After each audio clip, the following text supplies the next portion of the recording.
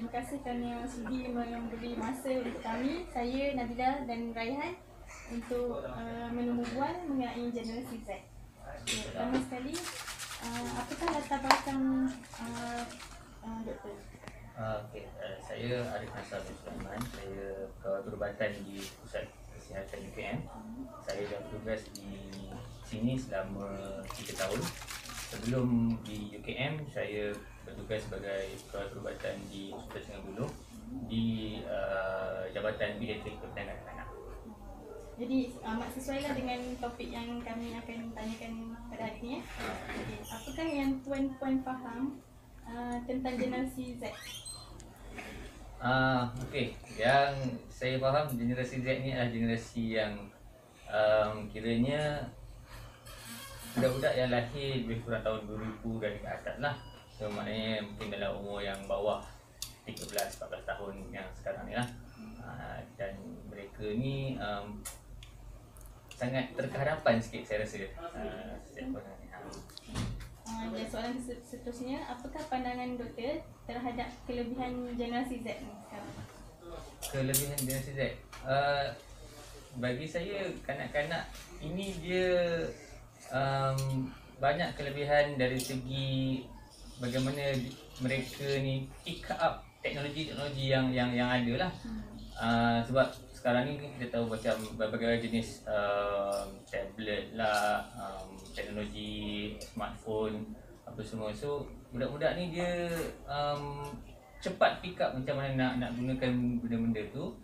Dan benda tu kira diorang teknologi advance. Kadang-kadang tu budak-budak lagi pandai pada mak bapak.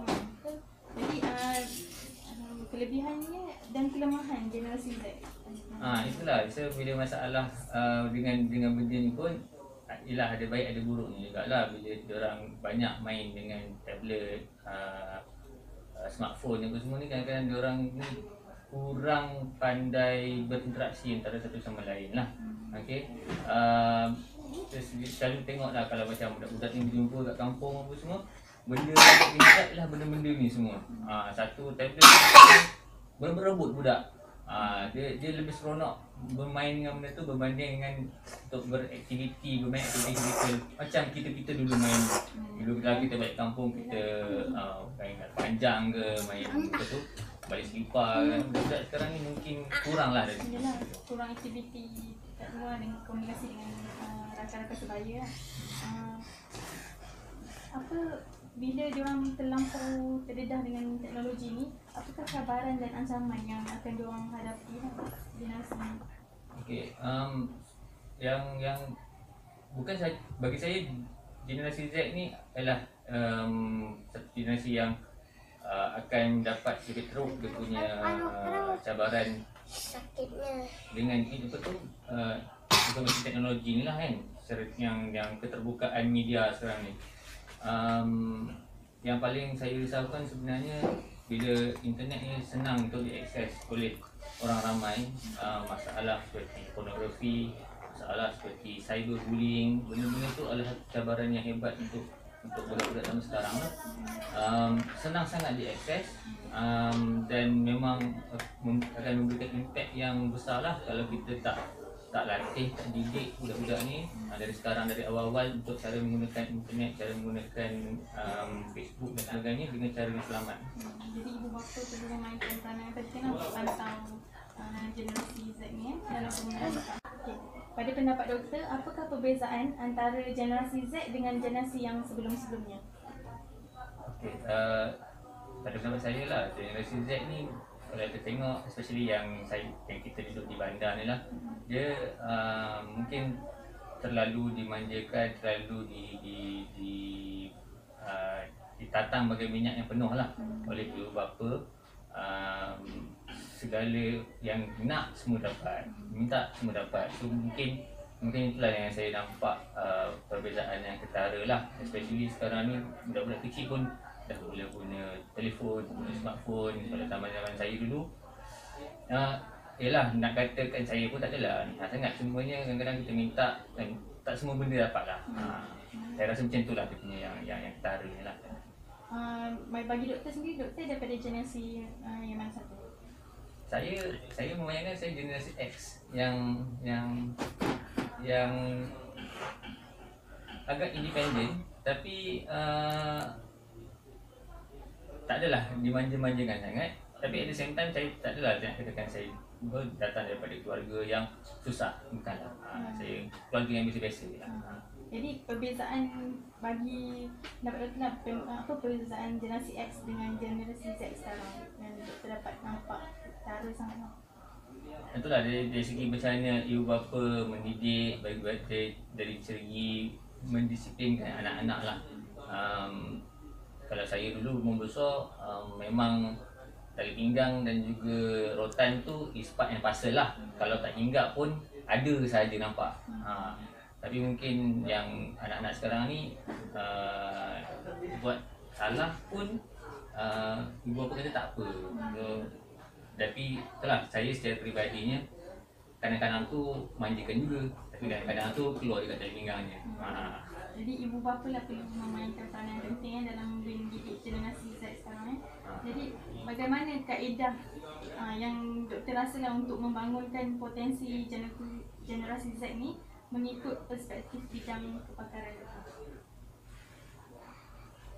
Apa-apa sekalipun dia bila cakap antara ibu bapa dan anak-anak ni dia suka, dia perlukan apa tu kita panggil tumpuan. Dia nakkan perhatian ibu bapa. Kadang-kadang tu anak-anak ni dia tak dapat dia jadi manja sebab kita terlebih bagi perhatian dengan cara yang salah. Ibu bapa memberikan perhatian dengan cara memberikan harta benda, duit, barang-barang material, tapi tidak menggunakan masa dengan anak-anak tu dengan cara yang lebih baik lah. Okay? Anak apa kita bagi duit, anak apa kita bagi barang. Tapi yang selebih eloknya yang saya faham lah, perhatian, kasih sayang itu bukan dalam bentuk material, tapi lebih kepada dalam bentuk macam mana kita spend masa dengan dia, macam mana kita kita memuji dia dengan perkara-perkara baik yang dia lakukan untuk meningkatkan dia punya jati diri, self esteem dia.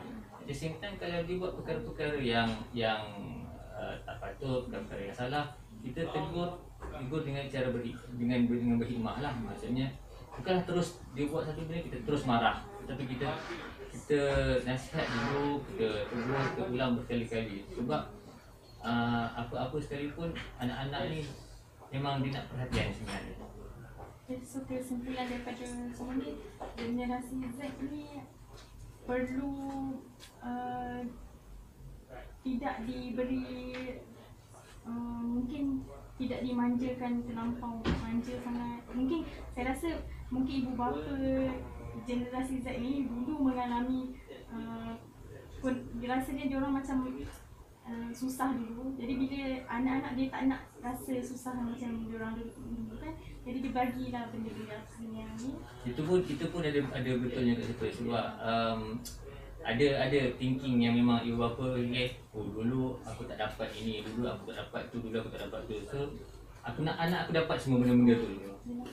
Betul, tak ada semestinya salah. Cuma ni kadang-kadang kita terover buat benda tu semua. Dia jadi perkara yang ada counterproductive lah.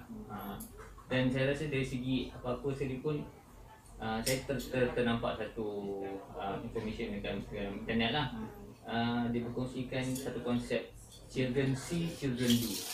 So, maknanya anak-anak kita akan belajar dari apa yang orang tuanya, ibu bapanya buat. So kalau ibu bapanya pun seronok duk main gadget, anak-anak pun tengok dan akan ikut juga benda yang sama, dia suka main gadget. Tapi kalau ibu bapanya jenis yang suka membaca Quran, suka membaca buku, anak dia tengok, dia akan ikut juga apa yang mak bapak dia buat. So basically ibu bapa lah yang memang betul-betul yang mencorakkan anak-anak. Terima kasih Doktor atas kesudian untuk menjawab temu ramah pada hari ini. Kami sekali dengan Assalamualaikum.